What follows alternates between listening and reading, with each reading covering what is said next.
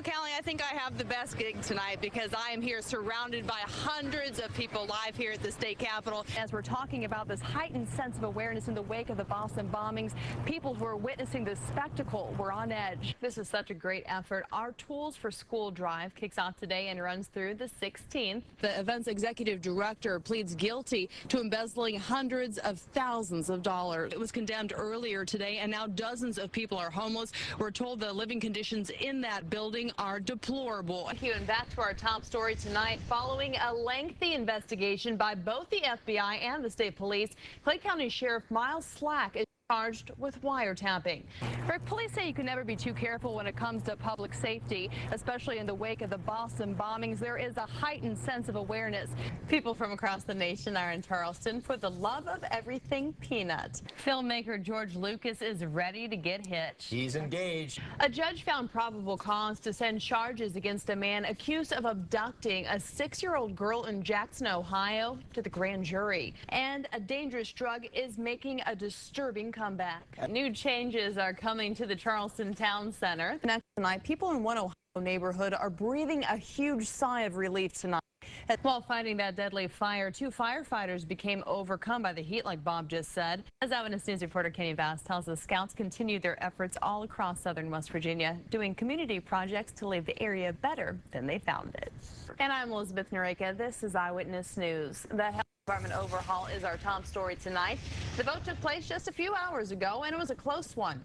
The 2013 National Scout Jamboree continues in Fayette County. In the organization's early days, the staples of scouting included tying knots, starting fires, archery, and swimming. However, things have changed a little bit. Thousands of active and retired coal miners and families braved rainy weather and rallied in Fairmont today, campaigning for what they call fair benefits from Patriot Coal. A man racks up more than $1,000 of unpaid bills in someone else's name. Tonight we introduce you to a young woman who, while pregnant, went into cardiac arrest. Today we were there for a very emotional reunion as that young woman was given the chance to thank the medical team that saved both her and her baby.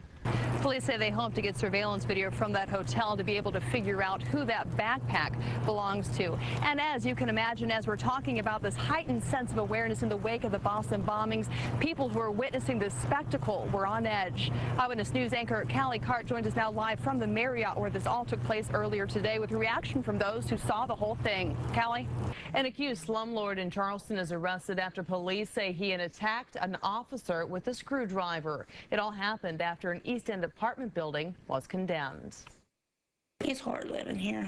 This is home for Jessica Chafin, a building filled with bugs, garbage, and dirt, deemed unsafe by the city, now boarded up and condemned. Bad roaches. He won't fix nothing. Chafin says when she moved into this apartment building at 1411 Jackson Street in Charleston, she didn't know just how bad it was. The building has several rooms per floor and a shared area for a bathroom and a kitchen. Chafin says she pays $400 a month to live here. It's scary living here, but sometimes you got to do what you got to do. A steady flow of problems and frustrations that many living here share. Cockroaches, you name it, it's a hellhole. Now more than a dozen people only have a few days to pack up their belongings and find a new place to live. While it's unfortunate for those now homeless, Lieutenant Sean Williams says it's the right thing to do. In my 15 years as a police officer, I have not seen something this bad. An infestation of bugs, roaches, you name the bug that was inside. He said over the last several years, police have been called to this apartment building more than 1,000 times for things such as prostitution and drugs.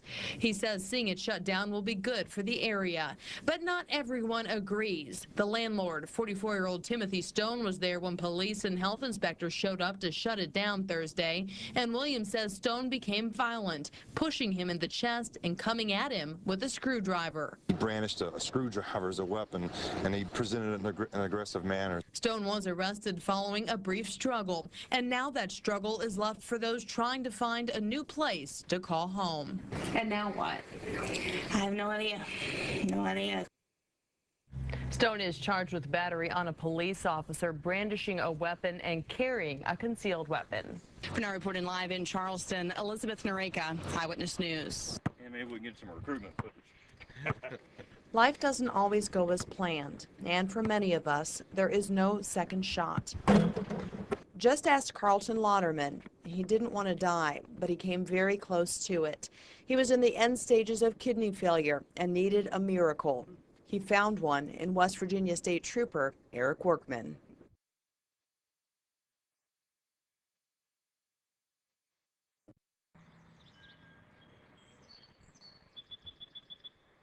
Life's a funny thing. Every decision, every move we make somehow shapes what happens to us, to others. At just 16 years old, Eric Workman decided to become an organ donor, a decision that helped save lives, including Carlton Lauderman's. The parents have asked me not to thank them because it was Eric's final say and it was his final selfless act. But, you know, that good of a man doesn't just come about by accident. That's from being raised by good people.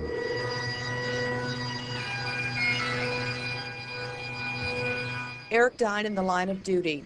He was shot on Tuesday, August 28, 2012. He passed away a few days later, on a Friday, after being taken off life support. One family's pain turned into another family's hope. I just started praying for a miracle. That was just pretty much a daily thing. Although plagued with kidney problems from a young age, at 34 years old, Carlton learned his kidneys were barely working. The ultrasound, they couldn't even see my kidneys because they were so deteriorated. His only hope was to have a transplant. In August 2012, Carlton got a phone call. It was the hospital. They had found him a kidney. Kind of started realizing about the incident that happened down in Clay County. Kind of started understanding who my donor probably would have been. And Carlton's inclinations were correct. His kidney, this life-saving gift, came from a son, a brother, an uncle, and a Christian who was very adventurous and active. It came from fallen West Virginia State Trooper Eric Workman. I just felt something that I never felt in my life. And all I could think to call it was just feeling good. Picture of him with his dog. I believe the dog's name's Jade. Through pictures sent to Carlton by Eric's parents, he says he's getting to know the man who saved his life. It's almost religious in a way. You know, no better